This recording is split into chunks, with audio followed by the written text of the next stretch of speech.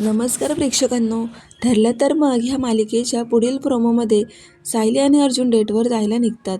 त्याच वेळेला अस्मिता सायलीचा हात घट्ट पकडते आणि तिला अर्जुनपासून वेगळं करत असते. ती म्हणते की नाही जायचं डेटवर, मी सांगते ना.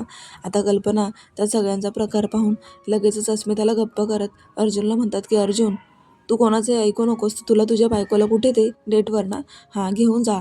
असं म्हटल्यावर सायली आणि अर्जुनला वेगळाच आनंद होतो, कारण कल्पना कुठेतरी राग बाजूला ठेवून सायलीच्या आनंदाचा विचार करते आणि त्यामुळे सायली गोड असा कल्पनाला एक पापा देते आणि दोघींमधलं प्रेम व्यक्त होतं. तर इकडे प्रतापरावांना ह्या दोघींना असं एकत्र पाहून खूपच आश्चर्य वाटत असतं. तर प्रतिमासुद्धा खूपच खुश झालेल्या आहेत.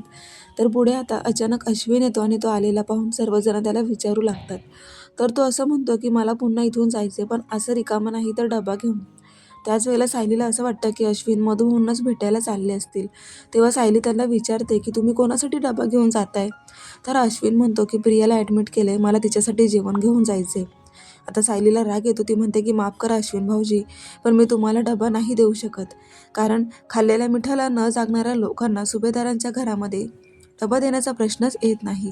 असं म्हणून आता अश्विनला सायलीचा खूपच राग आलेला आहे.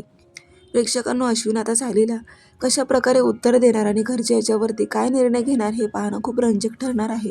पाहत राहा ठरलं तर मग. अशाच डेली प्रोमोसाठी चॅनलला सबस्क्राईब करा. धन्यवाद.